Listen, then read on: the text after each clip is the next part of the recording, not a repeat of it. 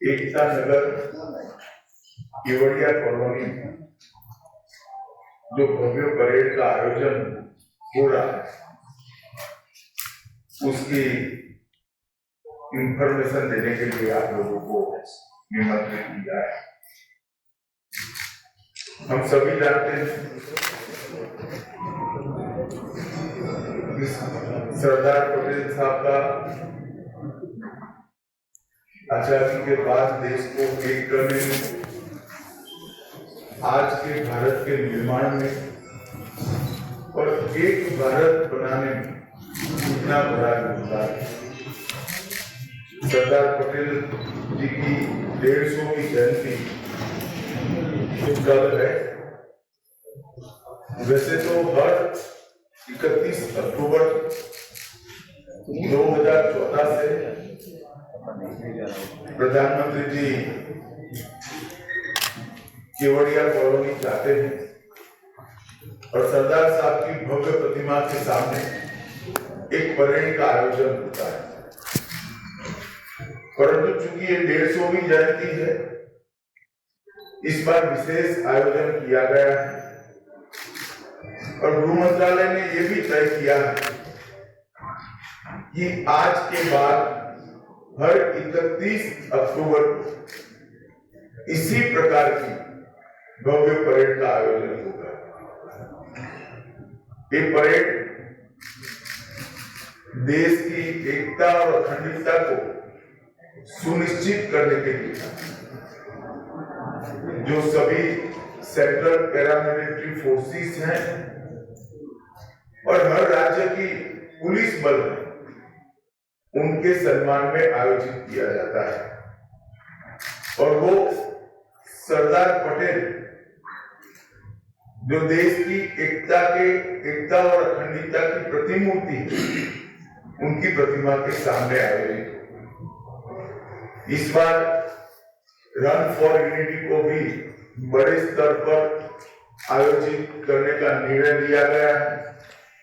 देश के सभी राज्य, केंद्र शासित प्रदेश, जिला, पुलिस स्टेशन, सभी स्कूल और यूनिवर्सिटी रन फॉर यूनिटी का आयोजन हुआ है। उसके बाद देश का प्रत्येक नागरिक देश की एकता और अखंडता के लिए शपथ लेने का भी कार्यक्रम आयोजित किया गया है। इस 150वीं जयंती के उपलक्ष्य में एक भारत पर्व का आयोजन एकता नगर में किया है, जो 1 नवंबर से 15 नवंबर भगवान बिरसा मुंडा की जयंती तक चलेगा और 15 नवंबर को जनजाति संस्कृति और उनके सांस्कृतिक कार्यक्रमों की एक भव्य कार्यक्रम के साथ इसका समापन होगा, जिसमें देश भर की जनजातियों की सांस्कृतिक विविधताएं, खाद्य परंपराएं, पोशाक की परंपराएं, शिल्पकला, लोक कला और संगीत का एक अद्भुत समन्वय बनाया जाए। हम सब जानते हैं सरदार पटेल हमारे देश के लिए एक व्यक्ति नहीं, एक विचारधारा, एक पूर्ण देश को समर्पित व्यक्तित्व, जिसने आजादी के आंदोलन में न केवल एक प्रमुख सेनानी के रूप में भूमिका निभाई, गांधी जी के साथ रहकर आजादी के आंदोलन की संगठनात्मक रीढ़ की हड्डी सरदार पटेल बने। बारडोली सत्याग्रह 1928 का अंग्रेजों के खिलाफ किसानों के शोषण के लिए किया गया और वहीं से महात्मा ने स्वयं उनको सरदार की उपाधि दी। जब देश को आजादी मिली, तब स्वतंत्रता के बाद अंग्रेजों ने देश को 562 अलग अलग रियासतों में बांट कर जाने का फैसला किया। पूरी दुनिया मान रही और देश में भी कई लोगों के मन में सवाल था कि 562 रियासतें एक होकर एक भारत कैसे बनेगा। परंतु कुछ ही समय में एक दृष्टि से कार्य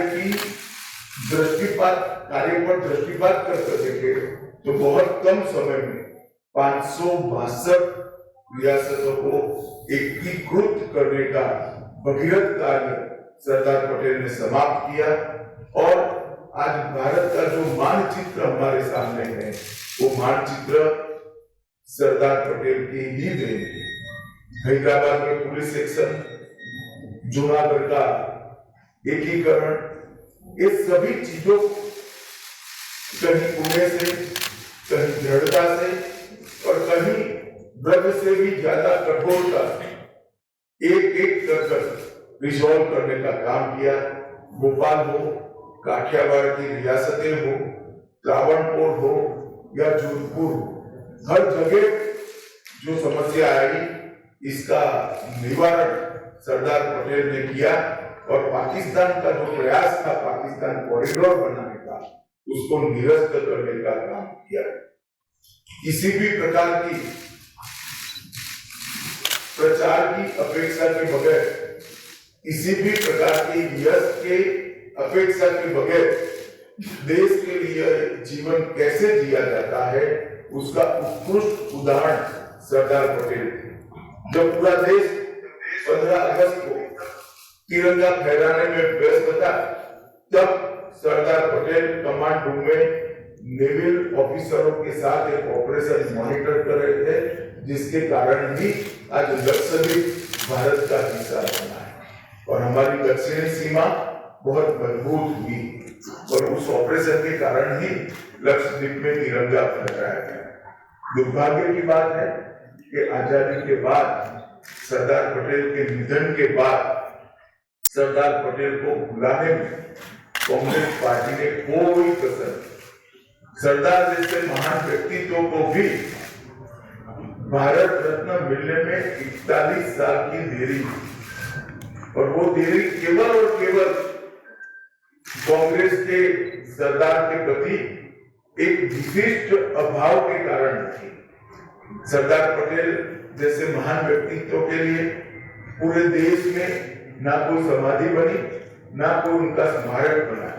जब नरेंद्र मोदी जी गुजरात के मुख्यमंत्री बने, तब उन्होंने स्टैच्यू ऑफ यूनिटी की रचना की और एक भव्य स्मारक जो पूरे विश्व में आज प्रसिद्ध हो चुका है, वो सरदार पटेल के स्मारक बनाने का काम नरेंद्र मोदी जी 2013 में इसकी 31 अक्टूबर को आधारशिला रखी गई। 182 मीटर ऊंचा, स्टैच्यू ऑफ लिबर्टी से भी ऊंचा ये स्टैच्यू ऑफ यूनिटी 57 महीनों में पूरा किया गया। और सरदार साहब का जीवन किसानों को समर्पित था। इसके बनाने में जो इस्पात का उपयोग हुआ, जो लोहे का उपयोग हुआ, देश भर के किसानों से लोहा एकत्रित किया गया, किसानों के औजारों को एकत्रित किया गया, इसको पिघलाकर लगभग 25,000 टन लोहे का उपयोग कर इस स्टैच्यू ऑफ यूनिटी को बनाया गया। 90,000 घन मीटर कंक्रीट और 1700 टन से अधिक कांसा का उपयोग कर एक अविस्मरणीय स्टैच्यू ऑफ यूनिटी बनाया गया है। और आज स्टैच्यू ऑफ यूनिटी सरदार साहब को श्रद्धांजलि देने का, इनके प्रति श्रद्धा व्यक्त करने का एक प्रमुख पर्यटन स्थल बन चुका है। रोजाना लगभग 15,000 लोग स्टैच्यू ऑफ यूनिटी पर आते हैं। अब तक देश के 2.5 करोड़, देश और विदेश के 2.5 करोड़ लोगों ने स्टैच्यू ऑफ यूनिटी का विजिट किया है और एक प्रकार से भारत का एक इंजीनियरिंग मार्वल के रूप में प्रस्तावित हुआ है। नरेंद्र मोदी जी ने इसके आसपास 14 प्रकार के अन्य पर्यटन आकर्षण खड़े कर पर्यटकों का एक प्रिय स्थल बनाया है। वहाँ वैली ऑफ फ्लावर भी है, एकता नगर टाउनशिप भी है, झील सर्किट है, लाइट एंड साउंड शो है, पटेल गार्डन भी बना है एकता क्रूज नर्मदा की नदी में घूमकर नए ढंग का नजारा देखने का मौका भी है। बटरफ्लाई गार्डन है, जंगल सफारी है, एकता मॉल है, ग्लोब टॉर्च व्यू पॉइंट है और नर्मदा तट पर एक प्रदर्शन की दीर्घा भी बनाई है। एकता नगर का जो कार्यक्रम हो रहा है सापुतारा और विंध्याचल की पर्वतमालाओं के बीच में एकता नगर स्थित है। वहीं पर कल सुबह प्रधानमंत्री जी 7:55 को परेड की सलामी लेंगे।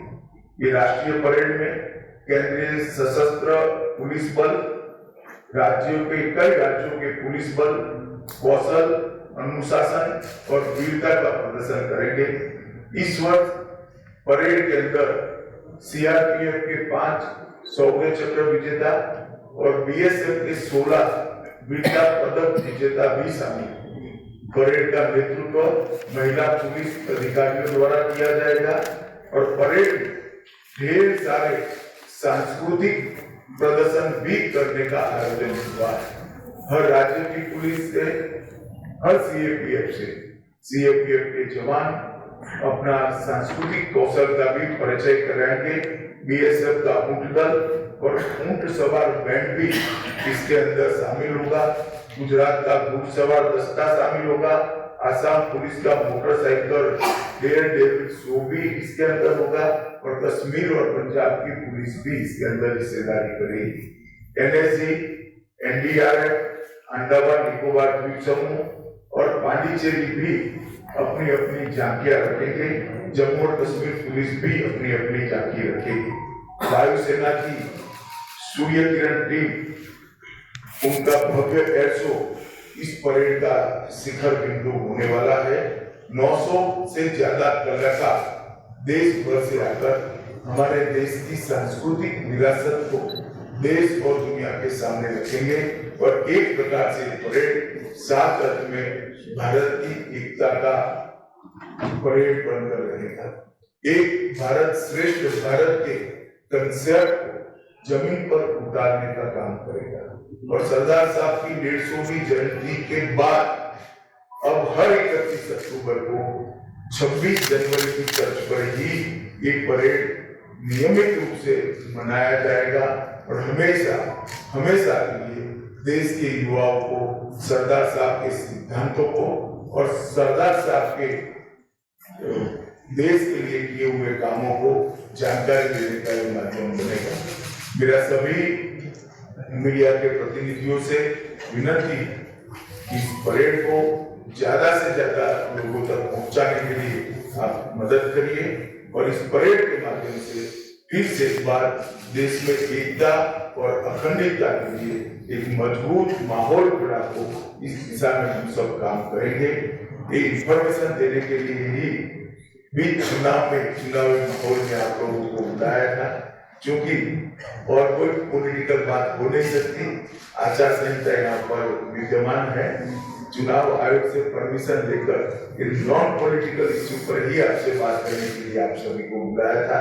आप सभी का आने के लिए बहुत बहुत धन्यवाद और मैं आशा करता हूँ कि आप सभी भी आप अपने अपने माध्यम से ये भारत की एकता को सुदृढ़ करने वाली घटनाक्रम को देश की जनता को और विशेषकर माताओं बहनों को और युवाओं को उन तक पहुंचे, इसमें हमारा सहायता करेंगे। फिर से एक बार आप सब